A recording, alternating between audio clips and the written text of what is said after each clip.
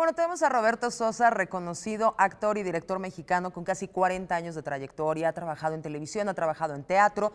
No obstante, el cine ha sido su fuerte, una filmografía de casi una centena de largometrajes nacionales e internacionales. Casi todas las películas importantes mexicanas tienen la cara de Roberto Sosa.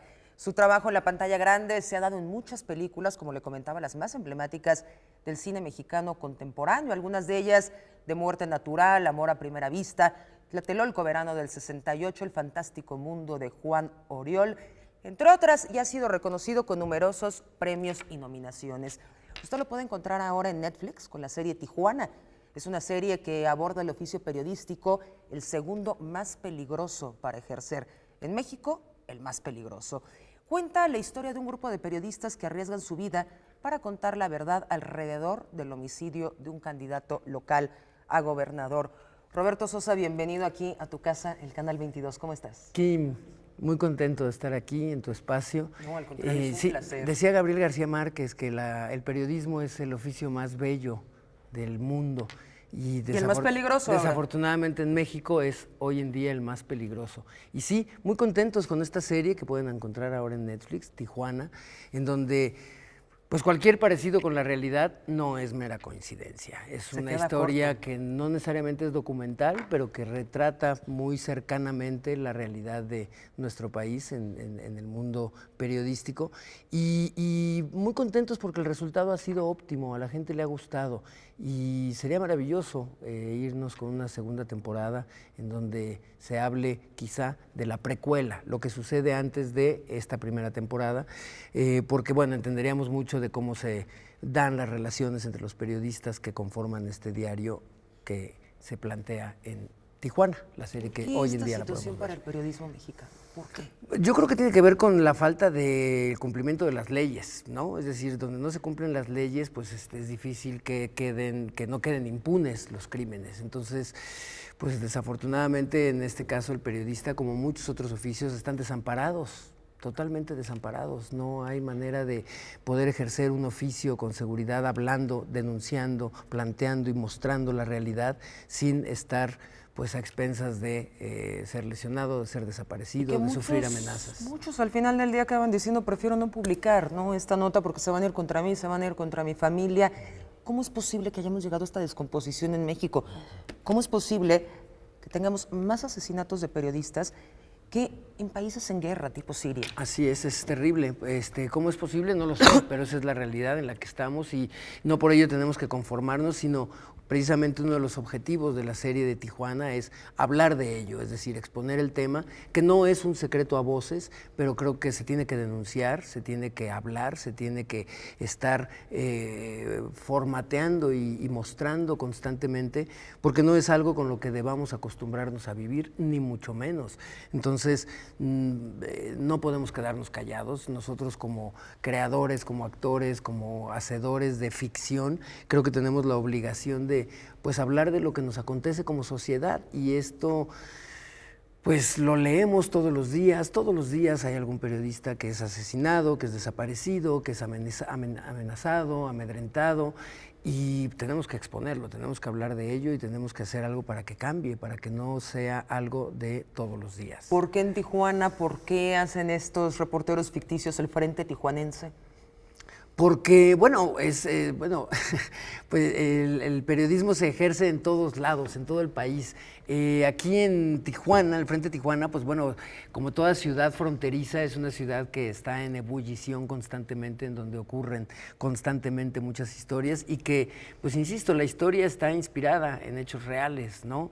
Entonces, pues ahí está nuestra historia, ahí está nuestra realidad. Nosotros solamente tratamos de darle un poquito de ficción para tratar de entender lo que nos está pasando como sociedad y cómo es que llegamos ahí, ¿no? ¿Qué te deja Tijuana como actor? La necesidad de seguir hablando de lo que nos acontece, la necesidad de seguir mostrando nuestra realidad, la necesidad de comprometernos con lo que ocurre, de darle voz a aquellos a quienes en un momento dado tuvieron la voz para hacerse escuchar a través del periodismo y que en este momento no pueden ya hacerse escuchar o leer porque han sido desaparecidos. E insisto, me deja la necesidad de no quedarnos callados. Es decir, sí es algo de lo que se tiene que seguir hablando y se tiene que seguir denunciando, insisto, para develar el por qué ocurre y el exigir que no siga ocurriendo y que lo que ha ocurrido no quede impune. Por supuesto, Roberto Sosa, más de 40 años de trayectoria, empezaste chiquitito, eres actor, has sido director. ¿Qué es para ti este cambio en la forma de ver televisión? Porque antes hacías una película, a lo mejor se hacía una telenovela, pero ahora todos los televidentes están yendo a Netflix, HBO, Amazon. ¿Qué está pasando con la industria? Bueno, se está abriendo unas plataformas que nos están haciendo, lo que nos estamos acercando finalmente a la exigencia del espectador, que es tener la televisión en el momento en que podemos, en donde estemos y a la hora que podamos adquirirla, verla, consumirla. Estas plataformas, pues evidentemente nos han abierto la posibilidad de trabajar a mucha gente, en donde no nada más estamos ya hacinados en lo que es lo cinematográfico o en un par de opciones de televisión, sino se ha abierto muchísimo, incluso los temas, ¿no? Creo que se habla de temas que antes no se tocaban, de toda índole. Ahorita estamos también por estrenar en HBO una serie sobre el siglo XVII. Ya vi las fotos, me las en donde enseñaste. yo hago ahí un pirata, violinista, espadachín, que sí, es una historia de amor, de traición, de engaños, situaciones que suceden durante todos los siglos, pero enmarcado en un contexto pues, del siglo XVII que se había hecho poco en la televisión en México. Hemos hablado de la Revolución, hemos hablado de la conquista, pero no de esta época precolonial en donde los españoles que habían venido en el siglo XVI de pronto se ven abandonados por la corona española y empiezan a negociar, a instalarse en las Indias. Y es una historia muy divertida, muy bien hecha. La verdad ¿Cuándo es que sale? tiene buena producción. Finales de julio. por favor, finales la primicia. de julio ya entra. Finales de julio. Sitiados. Ajá, se llama la Sitiados serie. por HBO. Ajá. Con Amazon Prime, ¿qué tienes? Cuéntanos nada. No, sí tenemos, Pero no me puedes no contar. podemos adelantar porque hay cuestiones de confidencialidad, pero tenemos ahí una serie que ya terminamos de grabar y que habla de historias de la Ciudad de México. Justamente antes de que empezara el programa, yo te preguntaba en corto, ¿a qué hora duerme Roberto Sosa? ¿A qué hora come Roberto Sosa? ¿Cómo es tu vida con tanto trabajo? Porque vemos un actor que de repente tiene una serie muy exitosa en Netflix, desaparece 2 años o desaparece 1 año, sale con otra, pero tú tienes uno tras otro. ¿Qué haces con tu vida personal? No, pues mucho. ¿A qué hora como? Ahorita vengo justamente de comer con mi hija, maravillosamente, unas croquetas de atún deliciosas. Salí de un ensayo porque estamos ya con lecturas de preparación para un proyecto de cine que empezamos a filmar la próxima semana. Y siempre hay tiempo, Kim, tú lo sabes. Siempre uno tiene que buscar los equilibrios entre la labor, el trabajo, la familia, la vida personal, el entretenimiento, la formación, la preparación, y es cuestión de organizarse, pero sí, hay mucho trabajo. Ahorita estamos filmando una película que estamos a punto de terminar, estuvimos con locaciones en Durango. ¿Tampoco me vas a contar? Sí, es así, te puedo adelantar un poco. Traigo esta pulsera wixárika justamente Bellísima. porque interpreto a un personaje, un indio wixárika, donde me toca decir textos en wixárika, lo cual ha sido un verdadero reto. Es una historia situada en los años 30, dirigida por Raúl Ramón, es una ópera prima, con un elenco formidable. Está Damián Alcázar, Joaquín Cosío, Luis Felipe Tobar, en fin, está Roberto Sosa. Y es la historia de una pequeña comunidad, como muchas en este país. La historia está situada en los años 30, pero no por eso está poco vigente. Como muchas comunidades que se han quedado apartadas del desarrollo en el país y que por la explotación de las minas, de pronto la gente se ve obligada a abandonar su tierra.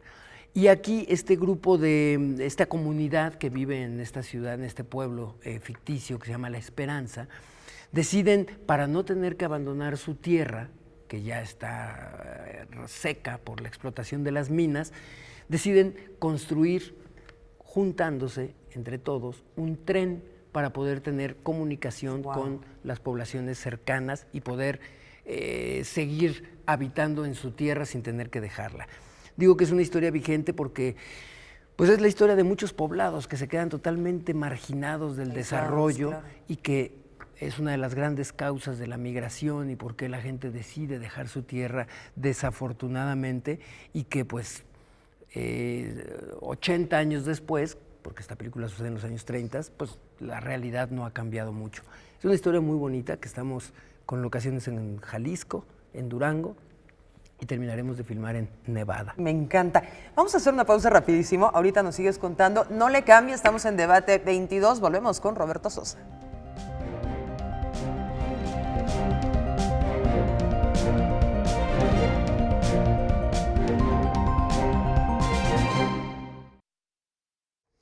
Estamos de vuelta aquí en Debate 22. Gracias, una producción, por supuesto, de Noticias del Canal 22. Estamos de vuelta con Roberto Sosa. Nos estás contando tu larga trayectoria y fantástica trayectoria en el cine.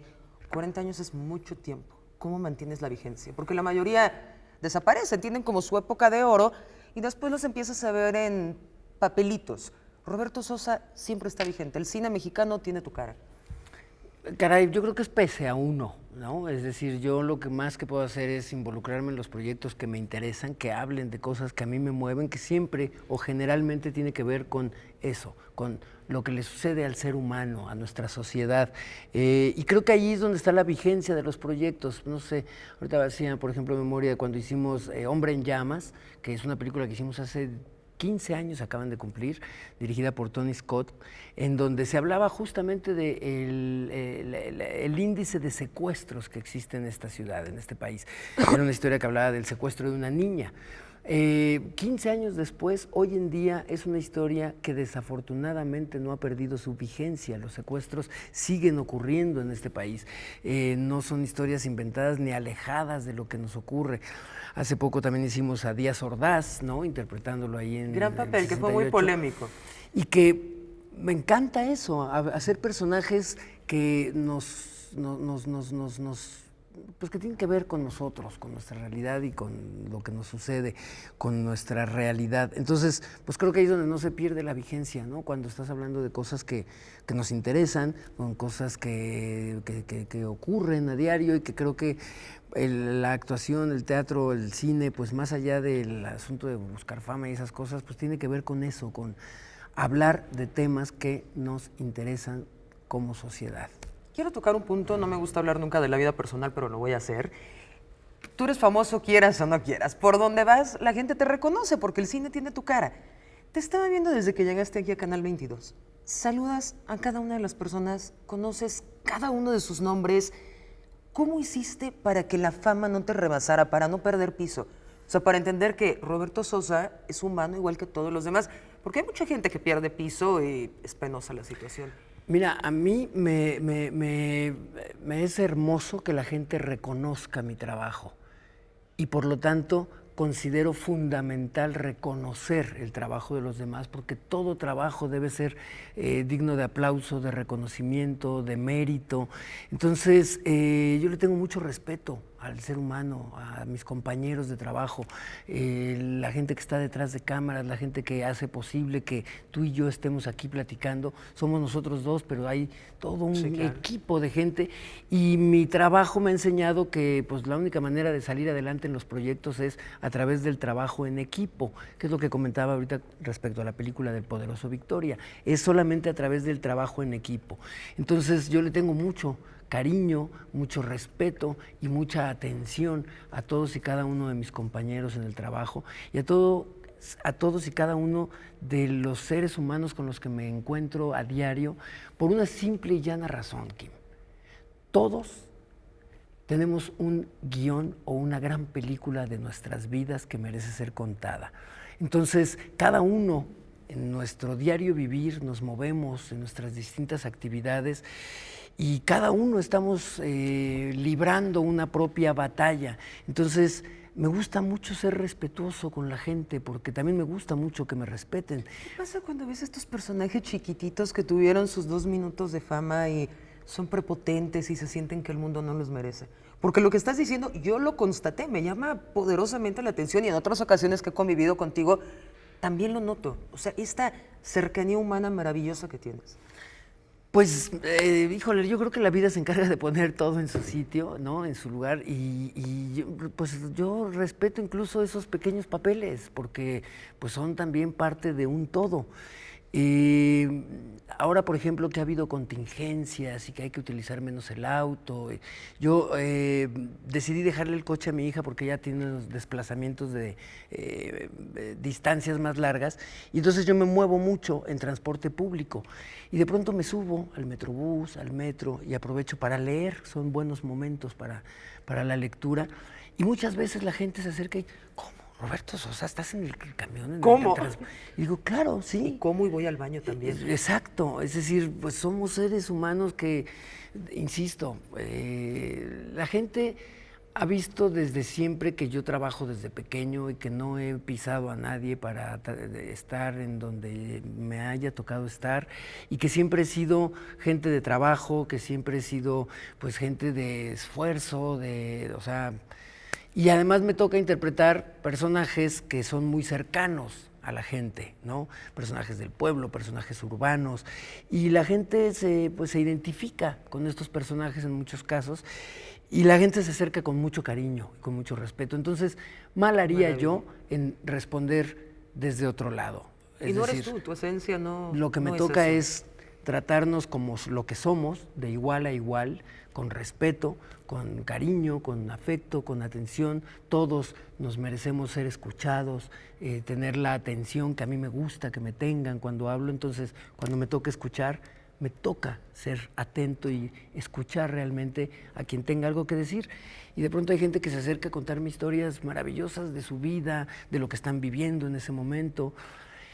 Y como actor, pues evidentemente es material de trabajo. Nutritivo para ti. Nutritivo, emocionalmente, intelectualmente, vivencialmente, en términos de experiencias, porque pues nunca sabes en qué momento te va a tocar interpretar a ese personaje con el que estás platicando en la vida cotidiana, te va a tocar llevarlo a la pantalla y si tienes cercanamente la experiencia de esa persona, pues tienes la posibilidad de honestamente poderla interpretar pues con ese respeto, con ese cariño, con ese afecto que suelo tenerle también a mis personajes y a mi trabajo. Roberto, muchísimas gracias. Vamos a hacer otra pausa, regresamos, no le cambie, estamos en Debate 22 con el actor Roberto Sosa.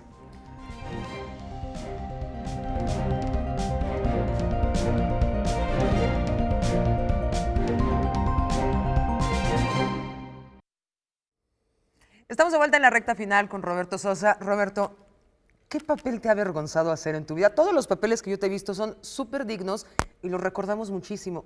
Tiene que haber algo que hayas dicho, ¿cómo acepté hacer esta porquería? Sí, sí ha habido varios, incluso que yo creo que también hay que hacerlos justamente pues para ver. Yo soy una persona muy chiveada, muy así tímida, sí, te lo prometo. No. Pero hay películas, no sé, hice una que se llamó Cañitas. No, malísima. O sea, más que mala la película, yo me veo y digo, ¿por qué lo hice? No? ¿Cómo lo acepté? Sí. Pero durante el proceso de la película ya sabías que era malo, o sea, dijiste, ¿me quiero ir? No estaba cierto del todo. Siempre uno hace los proyectos y los trabajos creyendo que van a salir bien y le pones todo el empeño y el entusiasmo. Pues digo, nadie hace un trabajo queriendo que salga mal. Obviamente. Pero pues no sé, luego los factores no se conjugan de manera adecuada y pues salen las cosas mal, ¿no? He hecho por ahí alguna telenovela que también de pronto veo y digo, no, pero ¿por qué? ¿Por qué estuve ahí? ¡Qué barbaridad! Ni las mencionas, ¿no? Ni las menciono, pero pues forman parte también de una experiencia y de aprendizaje. De aprendizaje, claro, vale la pena. Roberto Sosa, la gente de repente imagina que la gente que sale en la televisión tiene un montón de dinero, que la vida es glamorosa, toda una fantasía alrededor de la televisión y más en el caso de actores y actrices. ¿Cómo es la vida real de un actor? Pues mira, yo de pronto hay momentos en los que estoy haciendo cine, estoy haciendo televisión, estoy haciendo teatro y luego en la mañana voy y hago una radionovela. O sea, de pronto tiene uno que ser como en circo de 3 pistas, varios trabajos al mismo tiempo porque pues hay que llevar el pan a la casa y pagar la escuela de la hija y los domingos tengo un puesto de tamales, guajolotas, cosas. Vamos. O sea, hay que trabajar en muchas Multitask cosas. Total. Pero yo he sido un ser muy afortunado, muy afortunado. Tuve la oportunidad de irme a estudiar la carrera de actuación a Francia, becado por el FONCA en aquel entonces, en donde además estuve estudiando circo, estuve estudiando violín. Desde los 7 años trabajo Mi padre, a los 12 años, que estaba yo en secundaria, dijo, ¿quieres trabajar? Pues a partir de ahora te pagas tú tus cosas. En aquel entonces yo lo critiqué y lo juzgué mucho, pero hoy día se lo agradezco porque eso me ha hecho pues, ser responsable. A lo que voy es, con casi 40 años de trabajo como actor, siempre he vivido del trabajo como actor. Yo respeto muchísimo a muchos compañeros que hicieron la carrera, que trabajan como actores, pero que tienen que dedicarse a otra cosa porque el trabajo del actor no les da. Es muchas veces un mito esto de que vives en la opulencia. Quizá haya compañeros a los que sí, pero esto es como parte de un star system, ¿no? Que hoy en día realmente no sucede. En el cine en México, básicamente, pues casi pagas por hacerlo, ¿no?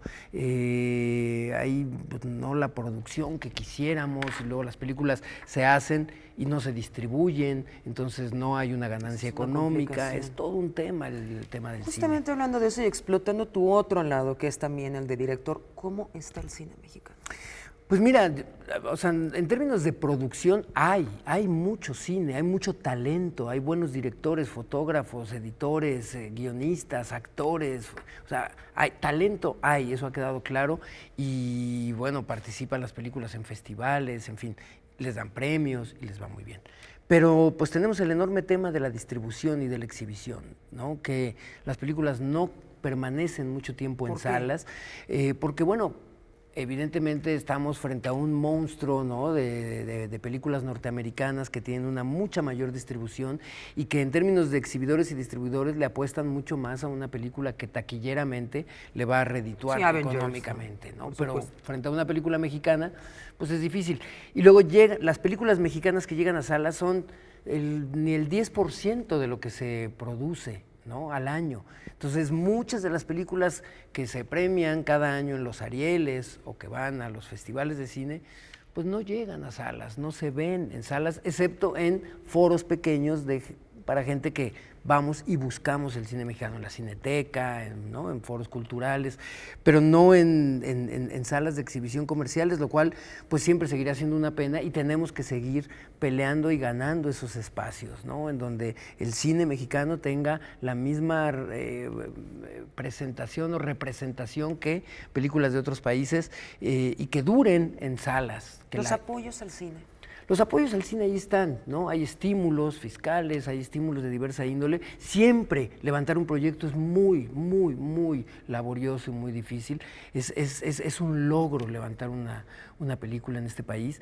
Pero bueno, hay cine de muy variados temas, ¿no? En donde hay cine en el campo, cine de la urbe. Ojalá que se hiciera mucho más cine en el interior del país, que pudiéramos ver cine de Zacatecas, de Colima, de Chihuahua, en fin, de los distintos estados, porque pues es un país tan rico y tan vasto en realidades culturales que tendríamos que poder acceder a todas esas realidades a través del cine. Pero sigue siendo un asunto muy centralista. El cine se hace aquí, en la Ciudad de México, entonces vienen a hacer las películas aquí. Tendríamos que expandirnos mucho más para que el cine se haga en todo el país. Roberto, ¿qué le dirías a los jóvenes que nos están viendo y que dicen, yo quiero ser un actor, yo quiero ser un director, pero no hay oportunidades, el crimen organizado, la crisis? La juventud está muy desencantada en estos momentos. Y tienen toda la razón, de pronto las condiciones es muy difícil que estén dadas, pero no podemos también echarle la culpa a nuestra realidad y yo creo que hay que crecerse frente al castigo y hay que estudiar, hay que prepararse, hay que ver mucho cine, hay que leer, hay que tener algo que contar. También yo creo que de las sociedades con limitaciones, con restricciones, con falta de oportunidades, también eso nos puede como motivar a levantar los proyectos y hoy en día, en esta era digital, pues tenemos como mucha más factibilidad para levantar los proyectos con otros formatos. Antes era puro 35 milímetros, hoy en día podemos hacer un cortometraje con el teléfono, con el iPhone, ¿no? claro. Y lo podemos editar ahí mucho más caseramente. Entonces yo creo que sí, hay que buscar, hay que rascar más estímulos y más apoyo para el cine, pero que no sea sea eso un desencanto el que no lo haya. Evidentemente un país con enormes rezagos en lo esencial, como puede ser la medicina, la vivienda, la educación, pues la cultura evidentemente también se ve trastocada, se ve limitada y por supuesto siempre harán falta recursos, pero que no sea ello un pretexto. Hay posibilidades de hacerlo pues, con otros formatos y el chiste es tener algo que contar. Y si tenemos algo que contar, pues hay que aprender de lenguaje cinematográfico, hay que aprender de escritura si queremos escribir guión y hay que tener algo que contar y hay que hacerlo. Hay que conjugar equipos, hay que llevar cine a las escuelas, hay que no rendirse. Hay que educar al público desde niños, así como tenemos educación física en las escuelas, ojalá tuviéramos educación cinematográfica desde las primarias, secundarias, conocer el mundo a través del cine desde la escuela primaria sería maravilloso porque pues, nos haría un público más crítico, más exigente, más juicioso, con un criterio mucho más amplio. Claro. El cine es una gran ventana para hacernos mejores seres humanos. Roberto, muchísimas gracias por haber estado con nosotros. Aquí Canal 22 es tu casa, de verdad te agradezco mucho que hayas estado con nosotros. Gracias, Kim, gracias por el espacio. Y gracias a ustedes, nos vemos, como ya lo sabe, todos los miércoles en punto de las 9 de la noche. Gracias. Gracias.